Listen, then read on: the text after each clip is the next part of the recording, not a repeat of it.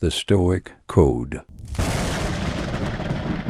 Today, we're diving into 12 bad habits that every Stoic should avoid to lead a better life. We all have them, those little things we do that hold us back from reaching our full potential. The Stoics knew this well. They saw these vices not as mere annoyances, but as chains that bind us. This isn't about being perfect. It's about recognizing our power to choose a different path, to break free from the patterns that keep us stuck. Think of this as your personal roadmap to a more fulfilling and stoic life. Over the next few minutes, we'll unpack each of these habits, exploring why they're detrimental and how to start shedding them.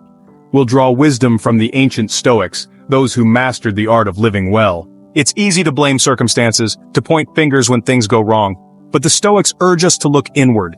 Avoiding responsibility is a refusal to own our lives. It's a way of staying small, of never stepping into our full power.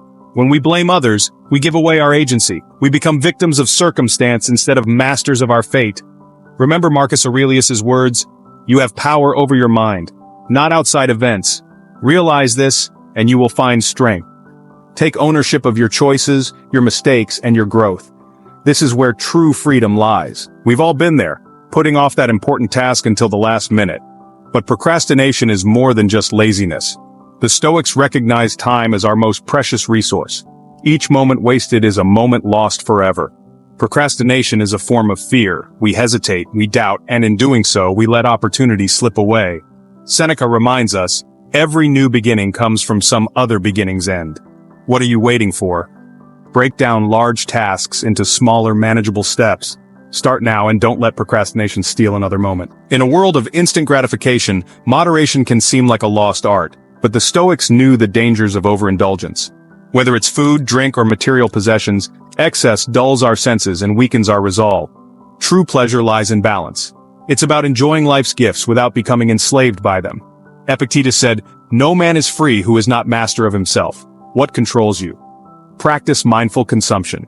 Be present in each experience. Remember, true satisfaction comes from within, not from external things. Chapter 4. Negative self-talk. The poisonous inner voice. That voice in your head, the one that whispers doubts and criticisms, that's the voice of negativity. The Stoics understood the power of our thoughts. They knew that our inner dialogue shapes our reality. Negative self-talk erodes our confidence and sabotages our efforts. It keeps us trapped in a cycle of self-doubt. Challenge those negative thoughts. Ask yourself, is this true? Is this helpful? Replace negativity with positive affirmations. Remind yourself of your strengths and past victories. You are capable of great things. Chapter 5. Holding grudges, the heavy burden. We've all been wronged, hurt by the actions of others, but holding on to anger and resentment only harms us. Forgiveness isn't about condoning the actions of others, it's about freeing ourselves from the weight of the past. As Epictetus wisely said, people are not disturbed by things but by the view they take of them. Choose to see the situation differently. Practice empathy, understanding that everyone is fighting their own battles. Let go of the need for revenge or vindication. Forgiveness is a gift you give yourself. Chapter 6. Seeking external validation, the empty pursuit. It's tempting to seek approval from others, to measure our worth by external markers of success. But the Stoics knew that true validation comes from within. When we rely on the opinions of others, we give them power over our own happiness. Focus on living in accordance with your values. Seek to impress yourself, not the world.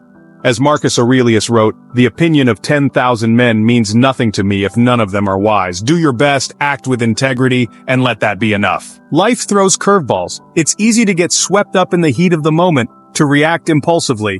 But the Stoics taught the importance of emotional control. When we overreact, we allow our emotions to cloud our judgment. Take a step back, breathe, observe your emotions without judgment. Ask yourself, what good will come from reacting this way? Respond with reason, not reactivity. This is the path to inner peace and sound decision-making. In our pursuit of goals and ambitions, it's easy to neglect our own well-being. But the Stoics understood that we can't pour from an empty cup.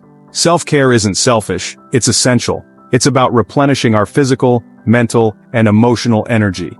Make time for activities that nourish your soul.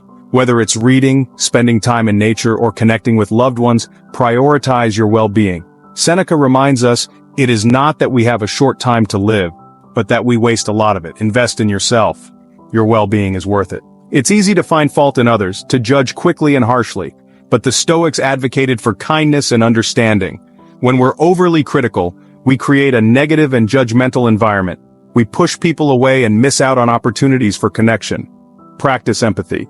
Try to see the world from another's perspective. Remember, everyone is fighting their own battles. Focus on offering constructive criticism, not harsh judgment. Choose kindness whenever possible. The past is gone, we can't change it, but we can learn from it. Dwelling on past mistakes or regrets keeps us stuck. The Stoics emphasized the power of the present moment.